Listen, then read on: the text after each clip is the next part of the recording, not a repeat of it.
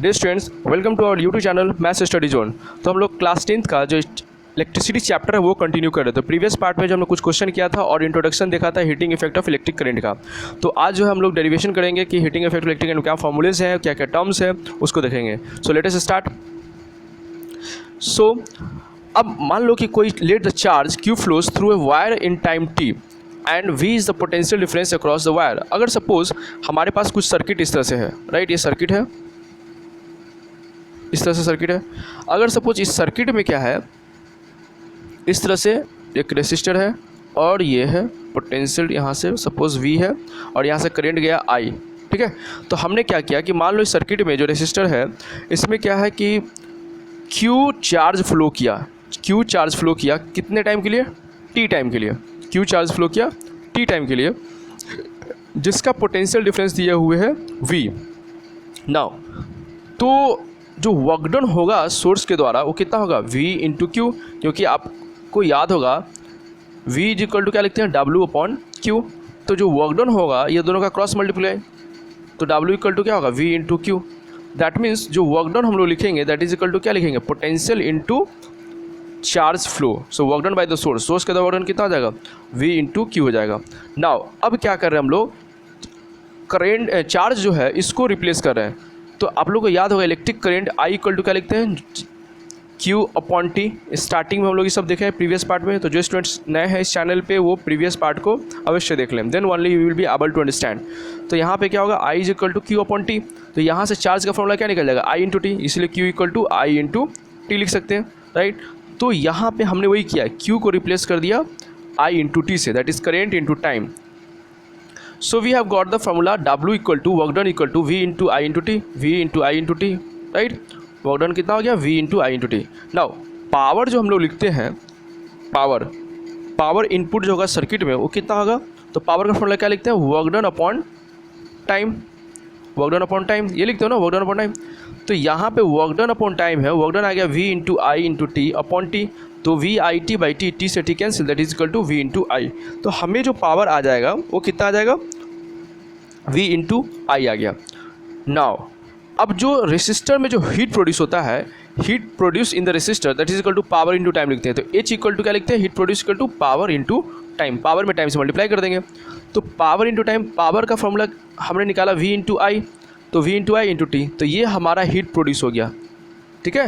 Power heat produce होगा resistor में that is equal to V into I into T. अब यहाँ पे क्या कर रहे हैं हम लोग, अलग अलग फार्मूला को एक्सप्रेशन में चेंज करेंगे यूजिंग द ओम्स लॉ। तो हमारे पास हीट प्रोड्यूस इक्वल टू है V इंटू आई इंटू टी।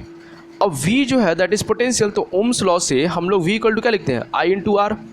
तो इसको हम इससे रिप्लेस करेंगे, तो I into R into I T, ये आई टी जो है। तो यहाँ से क्या आ जाएगा, I into I, I square और आर टी, आई स्क्वायर आर टी। तो एक फॉर्मूला हमारे पास ये भी आ गया। तो H इक्वल टू क्या है, आई स्क्वायर आर टी।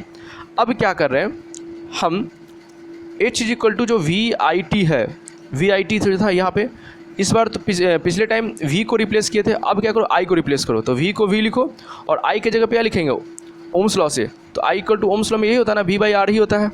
तो यहाँ पे रिप्लेस करोगे तो V by R into T. तो एक आ जाएगा क्या, फिर से V into V, V square by R into T. तो ये भी एक फॉर्मूला हो गया, V square by R into T. So we have got this much formula, expression मुझे मिला। तो H इक्वल टू क्या है, V इंटू आई इंटू टी, या फिर आई स्क्वायर आर टी, या फिर V square by R into T. तो ये इतने फॉर्मूला है heat produce through the resistor.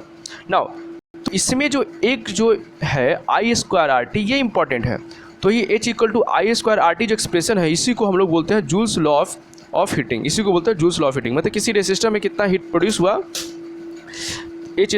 वो लिखते हैं ए आई स्क्वायर आर इंटू टी, और इसी को बोला जाता है जूल्स लॉ ऑफ हीटिंग। तो आपको joules law of heating expression पूछा जाएगा तो आई स्क्वायर आर टी बोला, ना कि वी आई टी, और नहीं V square by R T, यही आई स्क्वायर आर टी बोलना है, करेक्ट। नाउ तो इससे क्या पता चला कि जूल्स लॉ ऑफ हीटिंग जो है इसमें क्या है, जो हीट है, हीट जो प्रोड्यूस है that is directly proportional to I square, square of the current, directly proportional to resistance of the wire and directly proportional to the current, कितने टाइम के लिए करंट फ्लो कर रहा है उसमें। तो इस तरह से जूल्स लॉ ऑफ हीटिंग में जो हीट प्रोड्यूस है इतने फैक्टर्स पे डिपेंड करता है, square of the current, resistance and time. अब देखो ये जो आई स्क्वायर आर टी है, heat produce across the wire या अक्रॉस द रेसिस्टर जो है, ये कब है, तो एट गिवन पोटेंशियल पे, गिवन पोटेंशियल गिवन होगा, मतलब कांस्टेंट दिया रहेगा कितना वोल्ट पे पोटेंशियल सप्लाई किया गया तो हीट कितना प्रोड्यूस होगा, तो आई स्क्वायर आर इंटू टी होता है। तो ये रिलेशन याद करना है कि क्वेश्चन में पूछा जाता है कि ऑन व्हाट फैक्टर्स और how the heat produce across the resistors depends according to Joule's law of heating. Joule's law of heating के अकॉर्डिंग जो है हीट प्रोड्यूस होता है किस फैक्टर्स पे, करंट से किस तरह से रिलेटेड होता है, रेसिस्टेंस से किस तरह से होता है और टाइम से किस तरह से। इसमें आपसे पूछा जा सकता है कि अगर रेसिस्टेंस को ट्वाइस कर दिया जाए, रेसिस्टेंस को ट्वाइस कर दिया जाए तो हीट प्रोड्यूस जो होगा वो कितना टाइम्स बढ़ जाएगा। तो यहाँ पे देख सकते हो डायरेक्टली प्रोपोर्शनल टू आर है तो इसका मतलब ट्वाइस बढ़ेगा तो भी ट्वाइस हो जाएगा, हीट भी प्रोड्यूस ट्वाइस होगा। अगर करेंट को ट्वाइस कर दिया जाए, तो हीट प्रोड्यूस कितना हो जाएगा, तो यहाँ पे आई स्क्वायर है मतलब 2 का स्क्वायर मतलब कितना 4 टाइम्स, तो कितना हो जाएगा 4 टाइम्स हो जाएगा। करेक्ट, तो ये चीज़ें आप लोग समझ गए होंगे ना। इस पर कुछ बेस्ट हम लोग क्वेश्चन देखते हैं ना। इसमें एक यहाँ पे साइड में देख सकते हो एक चीज़ 1 कैलोरी। देखो हीट जो प्रोड्यूस होता है, हीट का जो 2 यूनिट होता है, कैलोरी होता है और एक जूल होता है, ठीक है। तो कैलोरी जो है वो लार्जर यूनिट होता है, तो याद रखना है कि 1 कैलोरी में कितना जूल होता है, तो 4.2 जूल होता है। जैसे कि देखो मीटर सेंटीमीटर होता है ना कि डिस्टेंस का सब यूनिट है, तो उसी तरह से है कि 1 कैलोरी में कितना जूल, तो 4.2 जूल। क्योंकि देखो कभी कभी हीट निकालोगे तो हीट का तो ऐसा यूनिट क्या हो जाएगा, जूल ही होगा ना। हीट का ऐसा यूनिट क्या होगा, जूल होगा, याद रखना है। क्योंकि हीट, वर्क डन, इस सब का यूनिट क्या होता है, सेम होता है। तो वर्क डन का हीट यूनिट जो है जूल है, तो हीट का भी जूल हो जाएगा। करेक्ट। क्वेश्चन है electric iron consumes energy at a rate of 880 watt when heat is at the maximum rate and 330 watt when heat is at the minimum. The voltage is 220 volt. What are the current and the resistance in each case? अब देखो पहला जो case है, देखो मैंने बताया था कि जब भी फिजिक्स का न्यूमेरिकल सॉल्व करो तो जो डाटा दिया उसको लिख लो। तो यहाँ पे electric iron consumes energy at the rate of 880 वाट। तो ये पावर दे दिया, तो मैक्सिमम पावर कितना हो गया 880 watt. Heat is at the maximum rate and 330 watt when heating is at the minimum. तो दूसरा पावर मिनिमम के 330 वाट है और दोनों का जो वोल्टेज सप्लाई कितना है 220 वोल्ट का है। तो यहाँ पे P मैक्सिमम 880 वाट हो गया और पोटेंशियल हो गया 220 वोल्ट। तो यहाँ से हमें क्या बोला गया, करंट और रेजिस्टेंस निकालना है। तो पावर है, पोटेंशियल है, तो कौन ऐसा फार्मूला होता है जिससे पावर, वोल्टेज और करंट को ये रिलेट करता है, क्योंकि हमें करंट निकालना है। तो पावर इक्वल टू मैंने देखा था V इंटू आई, प्रीवियस पार्ट जो है अभी में हम लोग देखा था, पावर इक्वल टू निकल के आया था कितना V इंटू आई। तो ये चीज़ हम लोग रिप्लेस कर देंगे यहाँ से, तो power equal to V into I. तो आई का वैल्यू क्या हो जाएगा, आई का निकालना है तो पावर अपॉन पोटेंशियल हो जाएगा, V इधर जाकर डिवाइड हो जाएगा, तो यहाँ से हो जाएगा P बाई V। अब पुट करोगे 880 बाई 220 तो ये कैंसिल होकर 4 एम्पियर आ जाएगा। करेक्ट, तो करंट आ गया 4 एम्पियर। तो मतलब मैक्सिमम करंट कितना हो जाएगा 4 एम्पियर। अब रेसिस्टेंस निकालना है, तो रेसिस्टेंस इक्वल टू क्या होता है V अपॉन आई। तो V हो जाएगा 220, करंट आ गया 4, तो डिवाइड करेंगे तो 55 ओम आ जाएगा। करेक्ट। नाउ मैक्सिमम के केस के लिए है। नाउ मिनिमम का है, तो पावर मिनिमम 330 है, 330 वाट। नाउ देन है पोटेंशियल इसका 220 वोल्ट। तो यहाँ से पावर फिर निकालेंगे तो V इंटू आई, तो आई निकालेंगे तो पावर बाई V, तो पावर 330 बाई 220, इसको करोगे सॉल्व तो 1.5 एम्पियर आ जाएगा, मतलब मिनिमम करंट 1.5 एम्पियर। रेसिस्टेंस निकालना है तो क्या होता है R equal to V by I. तो R equal to V by I है, तो पोटेंशियल तो 220 ही है दोनों के लिए, एंड करंट जो है 1.5 एम्पियर। तो यह आ जाएगा 440 by 3 ohm, that is equal to 146.6 ohm. तो इस तरह से क्या कर सकते हैं हम लोग, जो न्यूमेरिकल है सॉल्व करते हैं। नाउ नेक्स्ट क्वेश्चन है 100 joule of heat is produced each second in 4 ohm resistance, find the potential difference across resistance. अब देखो यहाँ पे 100 जूल ऑफ हीट है, तो जूल दिया हुआ है इसका मतलब हीट है, तो हमने W equal to H, W मतलब वर्क डन या हीट दोनों एक ही चीज़ है, तो दैट इज़ 100 जूल। इसको लिख लिया, जो डाटा दिया उसको पहले लिख लो। 4 ओम रेसिस्टेंस मतलब R इक्वल टू दे दिया, और कितने हैं टाइम ईच सेकेंड में प्रोड्यूस हो रहा है, तो ईच सेकेंड मतलब टाइम इक्वल टू 1 सेकेंड। तो क्वेश्चन है कि पोटेंशियल डिफरेंस निकालना है, V निकालना है, ठीक है। तो H है, R है, T है, तो हम क्या करेंगे, फॉर्मूला रिलेट करेंगे। तो फॉर्मूला क्या होता है हीट का, H equal to I square RT होता है, एक ये फॉर्मूला है। अब इसमें डाटा के अकॉर्डिंग चलो, तो I तो पता नहीं है, रेसिस्टेंस पता है, टाइम पता है, H पता है, तो I तो हमें अननोन है। तो हम लोग क्या कर सकते हैं, दूसरा फॉर्मूला हम लोग रिलेट कर सकते हैं, क्योंकि H का हमने प्रीवियस पार्ट में देखा था कि हीटिंग H जो हीट प्रोड्यूस होता है that is equal to VIT, I square RT और V square by R into T. ये 3 फार्मूलाज होता है जो हम लोग यूज़ कर सकते हैं। तो यहाँ पे हम लोग यूज़ करें V square by R into T को, ठीक है। तो यहाँ से क्या हो जाएगा, हीट के जगह पे 100 पुट करो, that is equal to V square, तो वी स्क्वायर तो अननोन है, तो वी स्क्वायर अपॉन आर, तो 4 इंटू टाइम 1 सेकेंड। तो यहाँ से सॉल्व करेंगे तो वी स्क्वायर इक्वल टू इधर जाएगा तो मल्टीप्लाई तो 400, तो वी स्क्वायर इक्वल टू 400, तो वी कितना हो जाएगा 20, तो पोटेंशियल आ गया 20 वोल्ट। तो करंट निकालना है तो V by R that is equal to 20/4 5 ampere आ जाएगा, करेक्ट। ना साथ साथ आप ये भी पूछ सकते हो कि आप क्या मैं ये फॉर्मूला यूज़ नहीं कर सकता क्या, H equal to I square R into two, ये भी यूज़ कर सकते हो। H का कितना है 100 that is equal to I square into resistance, तो रेसिस्टेंस कितना आया आपको 4 दिया हुआ है और टाइम कितना है 1 सेकेंड, तो ये 4 सेकेंड का 25 और आई स्क्वायर इक्वल टू 25, तो आई इक्वल टू 5, तो इस तरह से 5 एम्पियर हो जाएगा। तो ये भी फॉर्मूला यूज़ कर सकते हो क्योंकि तीन है और तीनों एक ही क्वेश्चन है। नाउ नेक्स्ट क्वेश्चन है compute the heat generated while transferring 9600 coulomb of charge in 1 hour through a potential difference of 50 volt. अब देखो यहाँ पे दिया है कि हीट प्रोड्यूस निकालना है, H निकालना है और चार्ज कितना फ्लो कर रहा है, Q दिया है 9600, इतना चार्ज जो है इतना कूलम चार्ज जो फ्लो कर रहा है कितने आवर में, टाइम कितना है 1 आवर में, और पोटेंशियल दिया हुआ है। तो जो दिया हुआ डाटा लिख लो, Q दिया हुआ है, टाइम दिया हुआ है, तो 1 आवर में है तो 16 × 60 तो 3600 सेकेंड हो जाएगा और पोटेंशियल 50 वोल्ट। अब देखो यहाँ पे हमें हीट निकालना है, तो हीट का फॉर्मूला जो होता है एक तो होता है ये आई स्क्वायर आर इंटू टी, ठीक है, I square R into T. तो हमारे पास क्या है, टाइम दिया है, करेक्ट है, रेसिस्टेंस नहीं दिया है और करंट भी नहीं दिया है, तो ये नहीं यूज़ करके हम लोग कौन सा यूज़ कर सकते हैं, सपोज़ वी आई टी। तो यहाँ पे देखो टाइम दिया हुआ है, करंट नहीं दिया है, लेकिन पोटेंशियल दिया हुआ है 50 वोल्ट, तक करंट तो निकाल सकते हैं। करंट क्या हो जाएगा Q/T, क्योंकि चार्ज दिया हुआ है, टाइम दिया हुआ है, तो चार्ज को टाइम से डिवाइड कर देंगे, तो यहाँ पे पुट कर देंगे। तो एक तो ये तरीका है, या फिर देखो हीट जो होता है दैट इज़ इक्वल टू, मैंने बताया था हीट जो produce that is equal to work done, heat equal to work done होता है। और वर्क डन क्या फॉर्मूला था, V is equal to W/Q, V is equal to क्या होता है W/Q। तो यहाँ से वर्क डन क्या हो जाएगा, पोटेंशियल इंटू चार्ज। तो इस तरह से हीट को हम लोग सीधा V इंटू Q भी लिख सकते हैं, क्योंकि वर्क डन और हीट एक ही चीज़ है, तो V इंटू Q। तो इसका मतलब डायरेक्टली हम लोग पोटेंशियल को और चार्ज को मल्टीप्लाई कर देंगे, then also will get the heat produce. तो इस तरह से मल्टीप्लाई करेंगे दोनों को, तो ये जूल आ जाएगा, करेक्ट, बिना यूजिंग द टाइम को बिना यूज़ करके भी बन सकता है।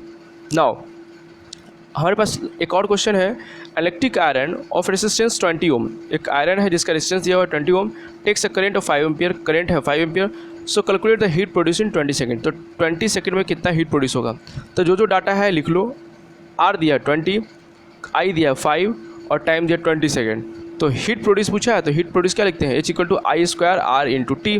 तो 5 करंट है 5 तो 25 हो जाएगा, रेसिस्टेंस है 20 तो 20 इंटू टाइम है 20, मल्टीप्लाई करेंगे तो यू विल गेट 10,000 जूल। तो इस तरह से क्या हो जाएगा, हीट प्रोड्यूस निकल जाएगा, करेक्ट। नाउ अब यहाँ पे हमारा जो नेक्स्ट टॉपिक है that is practical application of heating effect of electric current. Electric current का जो हीटिंग इफेक्ट है उसका हम लोग प्रैक्टिकल लाइफ में कहाँ यूज़ करते हैं। तो you can see heating effect of electric current has many usages in household such as electric heater, electric iron, bulb filament and fuse. हम लोग क्या करते हैं, इस तरह से वेरियस जगहों पे क्या करते हैं, हीटिंग इफेक्ट का यूज़ करते हैं, राइट। नाउ अब इसमें क्या है कि हम लोग जो इलेक्ट्रिक जो हीटिंग होता है वो साथ साथ लाइट प्रोड्यूस करने के लिए होता है, जिससे बल्ब में हम लोग यूज़ करते हैं, राइट। फ्यूज़ में किया जाता है जिसमें कि सर्किट ब्रेक कर जाए, सो दैट कि हमारा जो डिवाइसेस है वो बचा रहे। तो ये चीज़ें है कि हम लोग एक एक करके डिस्कस करते हैं। तो पहला है इलेक्ट्रिक हीटर में यूज़ करते हैं। तो हीटर तो आप लोग देखोगे, मतलब जो फूडिंग कुक करने के लिए जो यूज़ करते हैं, तो उसमें जो इलेक्ट्रिक हीटर होता है उसमें जो वायर यूज़ होता है वो नाइक्रोम वायर होता है। कौन सा वायर, नाइक्रोम वायर होता है, ये ध्यान रखना है, नाइक्रोम वायर यूज़ करता है। और नाइक्रोम वायर जो होता है वो एक एलॉय है जिसमें 60% निकल, 2% मैग्नीज और 26% क्या होता है, आयरन होता है। तो इससे क्या होता है, इसका रेसिस्टिविटी बहुत ज़्यादा, से क्या होगा, इसका हीटिंग इफेक्ट भी ज़्यादा होगा, क्योंकि मैंने बताया था कि H equal to I square R into T, Joule's law of heating में। तो हीट जो है रेसिस्टेंस पर डायरेक्टली प्रोपोर्शनल होता है, जितना ज़्यादा रेसिस्टेंस उतना ज़्यादा क्या होगा, हीट प्रोड्यूस होगा। तो हम लोग कहाँ यूज़ करते हैं, पहला इलेक्ट्रिक हीटर में यूज़ करते हैं। तो क्वेश्चन में भी रहता है कि इलेक्ट्रिक हीटर का जो वायर होता है कि किस कंपोनेंट का होता है या फिर किस तरह का होता है, तो एलॉय होता है, नाइक्रोम का। नाउ सेकेंड जो इसका यूज़ एप्लीकेशन जो इलेक्ट्रिक बल्ब में हम लोग यूज़ करते हैं हीटिंग इफेक्ट का, तो द फिलामेंट ऑफ बल्ब का जो फिलामेंट होता है that is made of टंगस्टेन wire है, क्या है, टंगस्टन वायर। टंगस्टन वायर भी क्या है, AbAlloy है। ठीक है, देखो जितने भी हीटिंग इफेक्ट है उसमें जो वायर यूज़ करते हैं वो सब एलॉय ही रहता है, क्योंकि एलॉय मैंने बताया था कि एलॉय क्या होता है, कम्बिनेशन ऑफ ये अलग अलग मटेरियल्स का होता है, मेटल्स का होता है, जिससे क्या होता है इसका जो प्रॉपर्टी होता है, रेसिस्टिव प्रॉपर्टी जो होता है वो ओरिजिनल कंपोनेंट से बहुत ज़्यादा हो जाता है, इसीलिए हम लोग इसका यूज़ करते हैं। तो टंगस्टेन वायर यूज रहता है, फिलामेंट जो बल्ब का होता है, और बल्ब के अंदर जो हम लोग इनर्ट गैस जो फिल करते हैं कौन कौन सा होता है, आर्गन और नाइट्रोजन करते हैं। और ये क्यों करते हैं, सो दैट कि ऑक्सीडेशन रिएक्शन ना हो, वो क्या होगा, रिएक्शन करके वो ऑक्सीडाइज नहीं हो जाए, नहीं तो फ्यूज़ हो जाएगा वो चीज़ें। ठीक है, ब्रिटल हो जाता है जब भी रिएक्शन करेगा एयर के साथ, एयर में ऑक्सीजन रहेगा तो ब्रिटल हो जाएगा, क्योंकि हाई टेम्परेचर हो जाता है ना बल्ब में। जो मैंने बताया था आप लोग को प्रीवियस पार्ट में, अगर आप लोग को याद हो कि अगर सपोज इस तरह से बल्ब है और यहाँ पे क्या है, इस तरह से फिलामेंट वायर है, तो ये फिलामेंट वायर जो टंगस्टन का जो बना हुआ है इसके अंदर जो है लगभग 2500 सेल्सियस या फिर कुछ किसी बुक में 2700 सेल्सियस, इसके आसपास जो टेम्परेचर जो है वो राइज़ करता है। तो इतने हाई टेम्परेचर में अगर एयर के साथ अगर कांटेक्ट में आएगा तो क्या होगा, ऑक्सीडाइज कर जाएगा वो चीज़ें। ठीक है, इसीलिए हम लोग क्या करते हैं, इसके अंदर इनर्ट गैस फिल करते हैं, नाइट्रोजन या फिर argon, nitrogen argon gas fill करते हैं। तो याद रखना है, क्वेश्चन में पूछा जाएगा कि why the inert gases like argon and nitrogen is filled inside electric bulb, क्यों फिल किया जाता है, to avoid any oxidation reaction, oxidation reactions को अवॉइड करने के लिए, नहीं तो क्या हो जाएगा, फिलामेंट जो है वो चीज़ें ब्रिटल हो जाएगा रिएक्शन करके। नाउ अब यहाँ है कि uses of nichrome wire and tungsten wire are due to its high resistivity and high melting point. अब ये जो नाइक्रोम वायर जो यूज़ करते हैं इलेक्ट्रिक हीटर में और टंगस्टन वायर करते हैं फिलामेंट में, ये क्यों करते हैं, क्योंकि इसका रेसिस्टिविटी भी बहुत ज़्यादा होता है, साथ साथ हाई मेल्टिंग पॉइंट भी होता है। अब जैसे हाई मेल्टिंग पॉइंट क्या है, तो इसमें जो हम लोग फिलामेंट में जो टंगस्टन यूज़ करते हैं इसका जो मेल्टिंग पॉइंट है वो लगभग 3300 डिग्री सेल्सियस के आसपास है, मतलब इतना टेम्परेचर पे ही वो पिघलेगा, मेल्ट करेगा ये वायर, टंगस्टन वायर। लेकिन इसके अंदर जो है 2500 2700 लगभग 3000 तक वो टेम्परेचर राइज करता है, तो इसीलिए वो मेल्ट नहीं करता उस टेम्परेचर पे। नाउ टंगस्टन का है वही 3400 डिग्री सेल्सियस लगभग दिया हुआ है। Now it can produce white lights up to 2700 degree celsius without melting. अब देखो टंगस्टन का एक इम्पॉर्टेंट प्रॉपर्टी होता है कि वो जब 27 डिग्री सेल्सियस तक वो हीट हो जाता है तो ग्लो भी करने लगता है, बल्ब जो है मतलब ग्लो करने लगता है, जो फिलामेंट है वो जलने लगता है, इसीलिए जो है बल्ब ग्लो करता है। जैसे नाइक्रोम है, नाइक्रोम वायर जो हाई टेम्परेचर तक जाएगा बट ये ग्लो नहीं करेगा। ठीक है, तो ये अलग अलग मटेरियल्स का अलग अलग प्रॉपर्टी होता है, इसीलिए हम लोग टंगस्टन ही यूज़ करते हैं, नाइक्रोम को यूज़ नहीं कर सकते बल्ब में। ठीक है, क्योंकि हमें ग्लो प्रॉपर्टी भी चाहिए उसमें। नाउ उसके बाद जो थर्ड है दैट इज सेफ्टी डिवाइस, हम लोग सेफ्टी फ्यूज़। ठीक है, सेफ्टी फ्यूज़ में भी यूज़ करते हैं हम लोग। तो फ्यूज़ में क्या है कि कभी कभी sometimes we need low resistivity. अब देखो हीटिंग इफेक्ट का हम लोग कभी कभी जो है हीट प्रोड्यूस करने के लिए यूज़ करते हैं, कभी कभी क्या होता है कि लो हीटिंग जो रेसिस्टिव होता है वायर होता है उसमें यूज़ करने के लिए भी यूज़ करते हैं। तो हमें कुछ लो रेसिस्टिविटी या जो लो मेल्टिंग पॉइंट वायर जो होता है which burns easily at quite low temperature such as fuse. It is used in the household circuit to prevent the house appliances from damages due to the sudden rise of current in the circuit। अब देखो fuse में क्या होता है, इसका resistivity बहुत कम होता है और साथ साथ मेल्टिंग पॉइंट कम होता है, तो इसका हम लोग यूज़ करते हैं हाउस होल्ड में, सो दैट कि जो महंगे महंगे जो अप्लायंसेस होता है वो सब क्या हो जाए, बच जाए अगर एक्सेसिव करंट फ्लो होगा तो। जैसे कि सपोज़ यहाँ क्या है, पोटेंशियल सप्लाई किया हम लोग, यहाँ पे क्या करें, पोटेंशियल सप्लाई कर रहे हैं अभी। अगर सपोज़ यहाँ पे क्या है, फ्यूज़ लगा रखे हैं हमने, क्या क्या लगा रखा है, सपोज़ इसको फिर से हम ड्रॉ करते हैं। तो हम क्या कर रहे हैं, इधर से पोटेंशियल सप्लाई है वी, और यहाँ पे क्या है, फ्यूज़ है, इस तरह से फ्यूज़ है, और यहाँ पे है हमारे पास रेफ्रिजरेटर, यहाँ पे है एसी, इस तरह से लगा हुआ है। ठीक है, एसी लगा हुआ है। इसका सपोज़ 5 एम्पियर रेटिंग डिवाइस है, इसका भी सपोज 5 एम्पियर रेटिंग डिवाइस है, 5 एम्पियर तक मैक्सिमम करंट फ्लो कर सकता है। अब क्या हुआ, सडनली क्या पोटेंशियल बहुत राइज करेगा, तो पोटेंशियल राइज करेगा तो करंट भी राइज करेगा, करंट राइज करेगा। अगर सपोज़ ये जो फ्यूज़ है, फ्यूज़ अगर सपोज़ 0.5 एम्पियर का लगा हुआ है, 0.5 एम्पियर नहीं, इसको सपोज़ हम इसको सपोज़ हम 6 एम्पियर का फ्यूज़ लगाए हुए हैं, सपोज़ 6 एम्पियर का इसमें है फ्यूज़। तो करेंट अगर इसमें जाएगा तो रेफ्रिजरेटर और एसी 5 एम्पियर तक को बियर कर सकता है, तो वो नॉर्मल था, सही था। लेकिन अगर सडन पोटेंशियल राइज किया तो करंट सपोज हो गया 8 एम्पियर का, सर्किट में जो है करंट 8 एम्पियर का फ्लो करने लगा। तो जब इसमें जाएगा, फ्यूज़ से करंट जाएगा, तो फ्यूज़ में तो मैक्सिमम 6 ही एम्पियर तक करंट चाहिए इसको, इससे ज़्यादा का बियर नहीं कर सकता वो। तो होगा क्या, इसमें ज़्यादा करंट जाएगा। तो मैंने बताया कि हीटिंग इफेक्ट जो होता है H heat produce equal to I square R into T. तो इसमें करंट बढ़ेगा तो स्क्वायर से, मतलब इसका स्क्वायर टाइम्स क्या होगा, हीट प्रोड्यूस होगा, बहुत ज़्यादा हीट प्रोड्यूस हो जाएगा।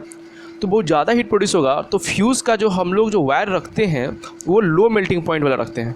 इससे क्या होगा, हीट जैसे ही प्रोड्यूस होगा वो तुरंत मेल्ट करेगा, और जैसे ही मेल्ट कर जाएगा तो होगा क्या, ये पिघलेगा और सर्किट ब्रेक कर जाएगा, मतलब टूट जाएगा। तो जैसे बीच से टूटा तो क्या होगा, सर्किट ब्रेक मतलब आगे करंट जाएगा ही नहीं। तो करंट नहीं जाएगा तो इस तरह से क्या होगा, हमारा जो डिवाइस होगा, जो इधर वाला जो पार्ट्स होगा वो सब क्या होगा, बच जाएगा। और सिर्फ फ्यूज़ जो है वो क्या होता है, हमारा डैमेज होता है। तो फ्यूज़ डैमेज हो जाता है, लेकिन बाकी जो महंगे जो अप्लायंसेस होते हैं वो बच जाते हैं। इसीलिए हम लोग क्या करते हैं, फ्यूज़ को यूज़ करते हैं। ठीक है, तो फ्यूज़ जो यूज़ होता है वो किस लिए यूज़ होता है, to prevent the other devices को प्रिवेंट करने के लिए यूज़ करते हैं, क्योंकि सो दैट कि जो सडन जो राइज होगा करंट होगा सर्किट में, उसको वो क्या है, डैमेज न कर सके।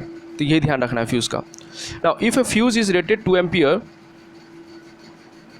Then it will work until the current flows up to 2 ampere. मतलब अगर कोई फ्यूज़ जो है अलग रेटिंग है, अगर 2 एम्पियर का, इसका मतलब कि 2 एम्पियर तक करंट जाएगा तो वो नॉर्मली वो करेगा। इससे ज़्यादा जाएगा, 2 एम्पियर से ऊपर जाएगा तो क्या हो जाएगा, so different appliances current rated fuse, मतलब इससे ज़्यादा 2 एम्पियर से ज़्यादा करंट जाएगा तो क्या हो जाएगा, फ्यूज़ ब्रेक कर जाएगा, फ्यूज़ मेल्ट कर जाएगा, फ्यूज़ मेल्ट करेगा तो बाकी सब अप्लायंसेस क्या हो जाएगा, वो बचा रहेगा। इसीलिए हर डिवाइसेस जो होता है महंगे में जो अप्लायंस होता है उसके अंदर एक फ्यूज़ होता भी है, और साथ साथ एक मेन फ्यूज़ भी होता है हाउस होल्ड में। ओके, तो ये चीज़ें ध्यान रखना है, राइट। तो आज के लिए इतना ही रखते हैं। हम लोग नेक्स्ट पार्ट में जो है हम लोग इलेक्ट्रिक पावर, जो कि लगभग लास्ट टॉपिक रहेगा हमारा, और इस तरह से जो इलेक्ट्रिसिटी चैप्टर कंप्लीट हो जाएगा थ्योरेटिकल, और हम लोग उसके बाद जो है न्यूमेरिकल्स क्वेश्चन जो है और अच्छे अच्छे क्वेश्चन है उसको डिस्कस करेंगे।